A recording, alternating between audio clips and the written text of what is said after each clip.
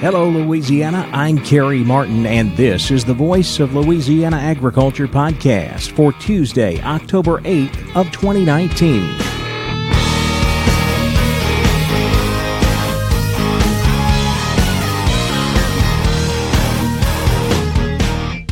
Welcome to the Voice of Louisiana Agriculture podcast, a look at the latest news in Louisiana agriculture.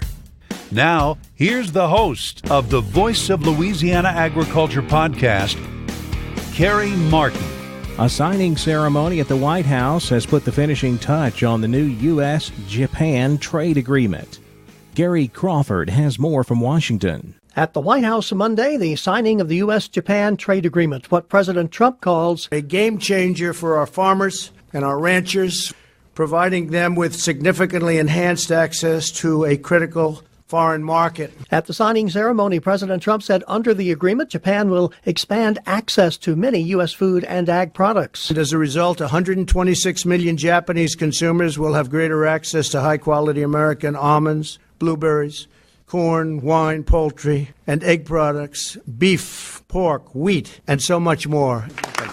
And U.S. Trade Ambassador Robert Lighthizer said because of the lowering or elimination of Japanese tariffs on many of these products, we think we'll have substantial additional sales as a result of this. Because the agreement puts U.S. farmers on an equal footing with other countries supplying Japan with ag products. Gary Crawford for the U.S. Department of Agriculture, Washington.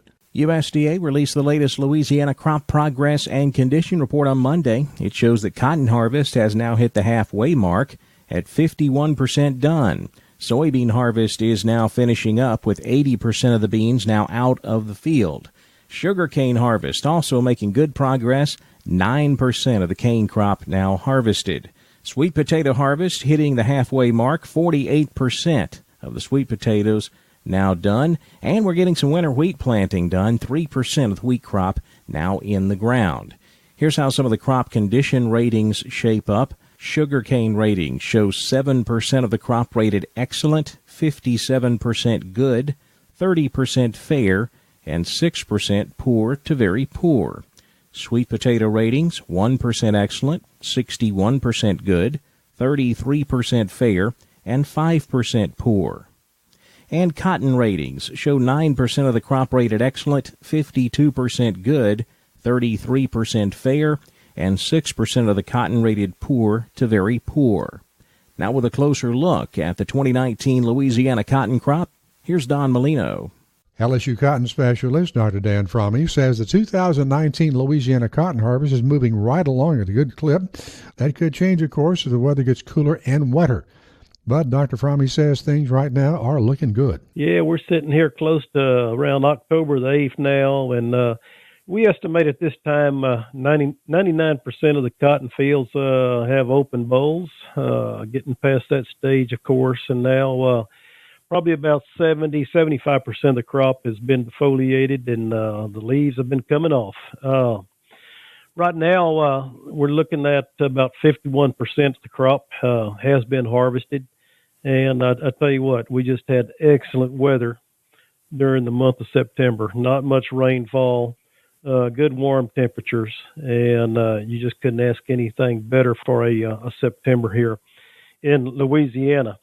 However, as of yesterday here, just the first week of August, parts of the state have received anywhere from, as much as 2 to 3 inches in some parts. And, of course, we all know how good it feels out there right now to us. However, these cool temperatures that we're going to start to experience is going to shut down the remainder of the crop. It's going to be harder to defoliate. And then the few bowls that we're trying to open at the top, it's going to be a battle as well. And, of course, some of the later fields, the June planted fields, it's going to be very challenging to get those bowls open with those cool temperatures and get those leaves off. So, I said we've got half the crop harvested. It's going to be fantastic. Now I think the remainder of the crop is going to be a challenge here with the cooler temperatures, and then as well some more rain being forecast next week as well.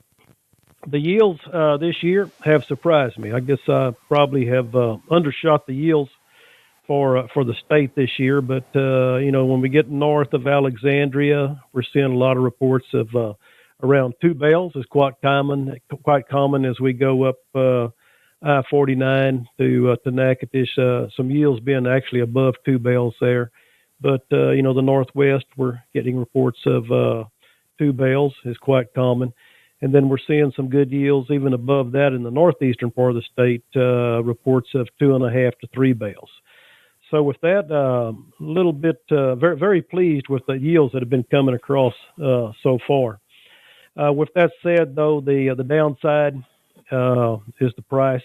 We just continue to can't get any momentum as far as the cotton price is concerned. And then, we were really happy this year having roughly about 260,000 acres of cotton planted, which is the most since 2011. But with the prices, not much optimistic, not being very optimistic about the cotton prices for next year. I think we may see a slide in acres as far as 2020 is concerned. Of course, with the prices that we have, even when you talk about making good yields, 2.5, 3 bales, you're talking about with our input cost of, $800 to $900 an acre. It's a challenge, even with good yields, to break even. So with that said, moving along, we hope we can get some good weather here in October and get the remainder of the cotton out and start making plans for the 2020 season. I'm Don Molino on the Voice of Louisiana Agriculture podcast.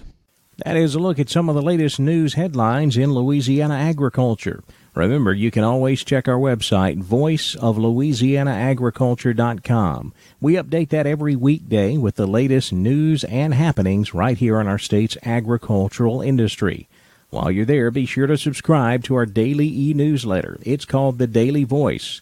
There's a button right in the middle of our homepage. Click that button, fill out your name and email address, and we'll send the Daily Voice right to your inbox every weekday morning at 5 a.m. Now let's look at the markets on the Voice of Louisiana Agriculture podcast. Snow in the forecast for the Dakotas helped to boost the corn and soybean markets today. Ted Seifert is with Zaner Ag Hedge on the trading floor in Chicago. And honestly, this isn't an early event. It's just the magnitude of the event, the amount of snow that we're talking about, and the damage that can be done by dumping this on already wet and saturated soils.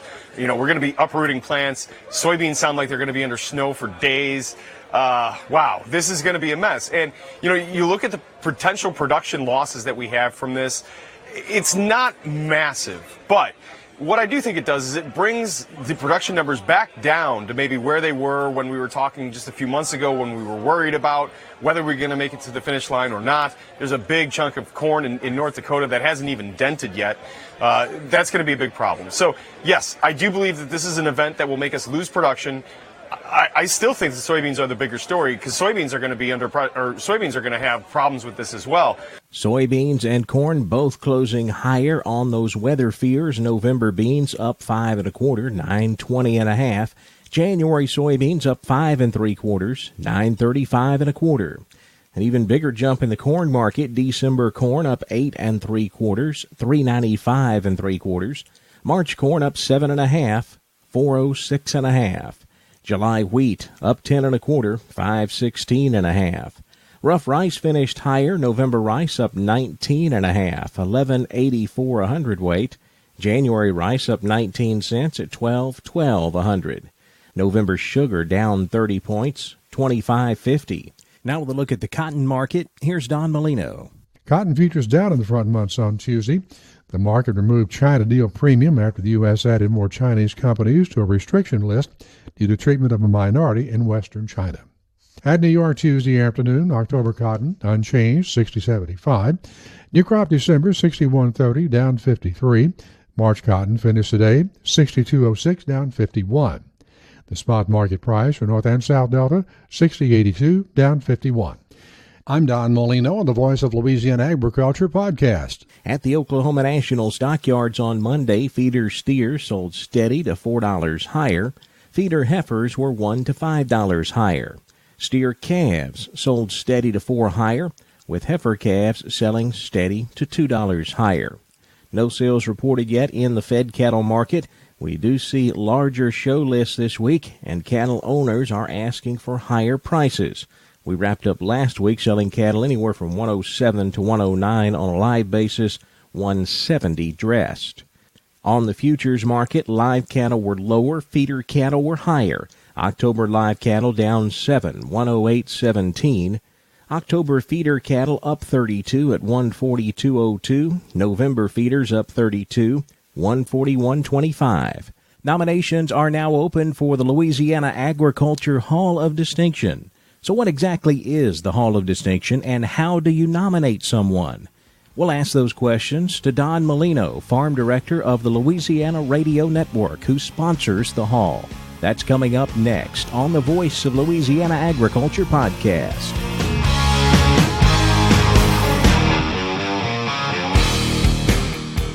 As the old saying goes, close only counts in horseshoes. So why take the chance with weather information when it comes to critical decisions with your fields? It's time to experience pinpoint, field-level forecasts that are 40% more accurate than the competition. Experience the DTN Ag Weather Station. With this level of information, you'll know exactly what's happening at any time in your actual fields. This allows you to plant, spray, and harvest with a new degree of precision. Head to DTN.com today to learn more.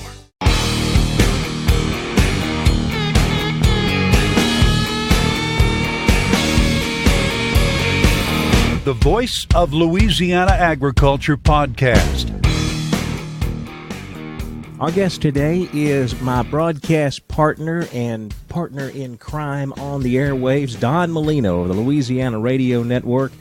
And Don, buddy, you know we're getting kind of desperate when we start interviewing each other, but I wanted to talk to you today, Don, about the Louisiana Agriculture Hall of Distinction. I know a lot of people in Louisiana agriculture may have heard of this program, but I wanted to, if you would, give us a background of how this program got started and what it's all about. It got started, I want to say, this particular program several years ago. I don't remember exactly how long ago. It has to be, 6 or 8 years ago. We got together with the LSU Ag Center and the Louisiana Farm Bureau and the Department of Agriculture and Forestry, and we wanted to honor individuals in agriculture who have done outstanding work for the Louisiana agriculture industry, the largest one in our state, of course. And Dr. Bill Richardson, the Vice President of Agriculture at LSU, suggested, let's call it the Louisiana Agriculture Hall of Distinction, to separate it from Hall of Fame and things like that, which sounded like a pretty good idea. So that's what we did. We decided to have an independent panel of judges look at nominations of people in the agriculture industry in Louisiana. And those judges make the decision based on an application form that's filled out by people nominating friends, family, themselves, whoever. The nomination form can be found at LouisianaAgricultureHallofDistinction.com or at any Extension Service office in the state. There's also a link on our daily Monday through Friday newsletter. The Daily Voice. The Daily Voice of Louisiana Agriculture. And all you got to do is fill out the application, follow the instructions, and get it in to Dr. Bobby Swallow at the LSU Ag Center by November 22nd. The actual induction ceremonies will be in the spring in Baton Rouge. And it's a very simple application. Just, name, address, and phone number, email address, and reasons why you're nominating this person for the Hall of Distinction. And you can have up to 3 letters of recommendation to go along with the application form. And as Bobby Swallow has pointed out so many times, it's very easy. Just follow the instructions on the application form. Couldn't be easier. Well, of course, the purpose of this is to recognize people who have made a significant contribution to the ag industry here in Louisiana. And, of course, we do want people to nominate farmers, but it doesn't necessarily have to be farmers. It can be a wide variety of people who contribute to agriculture in other ways. Tell me about that. Yeah, it like you said, it doesn't necessarily have to be a farmer. It could be someone that in research, education. They could nominate Carrie Martin. I don't think I'm old enough for that yet. age doesn't matter. It's what you've done to contribute to Louisiana agriculture. Last year, for example, Grady Coburn, Dr. Grady Coburn, who's a crop consultant from Cheneyville, he was inducted. He's a farmer too, but he's primarily a crop consultant. Another one was the late Jack Hamilton, who was a cotton farmer and cotton warehouse manager from Lake Providence up in northeast Louisiana. Did some outstanding things for the cotton industry, not only in Louisiana, but the world as well. Our old buddy George LaCour from Morganza, and Linda Zonbreaker, who is a rice farmer in southwest Louisiana and has contributed greatly to the rice industry in Louisiana and, again, the world. And everybody just crazy about her. Year before last, we even had a florist, a horticultural specialist from the Hammond area was inducted. So it doesn't necessarily have to be a farmer, but someone who has done something outstanding or what you feel is outstanding for the Louisiana agriculture industry, forestry, aquaculture, cotton farming, soybeans, corn, wheat, whatever. Anybody connected with the Louisiana agriculture industry is eligible to be nominated. And like I say, the ceremony themselves would be held March 22nd in Baton Rouge. And you mentioned that last year you had the late Jack Hamilton, so that you can also make posthumous nominations as well for those who are no longer with us. Yes. Anybody that has had anything to do with Louisiana agriculture, no matter when or where, is more than eligible to be nominated for the Hall of Distinction. And there's no limit on the number of people that are inducted each year. I think one year we had 2, several years we've had 3, a couple of years we had 4. So it all depends on the nomination form and what the judges feel is the best of those people nominated. This program, the Louisiana Agriculture Hall of Distinction, is sponsored by the company you work for, the Louisiana Radio Network, the company I work for, the Louisiana Farm Bureau Federation, as well as the LSU Ag Center, the Louisiana Department of Agriculture and Forestry. So it is definitely a big team effort across all of Louisiana agriculture with a lot of support. Oh, gosh, yeah. Like I say, we came together several years ago. I wish I could remember offhand exactly how long ago. And we all agreed this is something that needs to be done. And it's been very, very successful. The attendance at the banquet itself has increased every year. As a matter of fact, last year we had to have extra space at the last minute because so many people were responding and coming to the induction ceremonies. So it's something that's just a way to honor Louisiana agriculture more so than it already is. This is something that needs to be done. Agriculture needs to be thanked every day, and we don't do that enough. And I've literally met people who think groceries come from the back of Albertsons or 7-Eleven. Doesn't work that way, people. It starts with somebody putting a seed in the ground and watching it grow and hoping that it grows and insects don't get it, weeds don't choke it out, the weather doesn't drown it. It's just a hard profession that needs a lot of recognition and a lot of thanks. There's no saying if you ate today, thank a farmer. And I try to do that every day. Don Molino, Farm Director for the Louisiana Radio Network. Thanks so much for the info, Don. Anytime, Kerry. That's what we're here for. And again, if you would like to nominate someone for the Louisiana Agriculture Hall of Distinction, you can get the nomination form 2 places. You can go to the website, LouisianaAgricultureHallOfDistinction.com, and download it there, or you can go to any parish LSU Ag Center Extension office and get that nomination form. The deadline for sending it in is November 22nd, so about a month and a half from now we need to get that in, but go ahead and do it now so you don't forget. Fill out that application and recognize someone worthy of recognition here in Louisiana agriculture.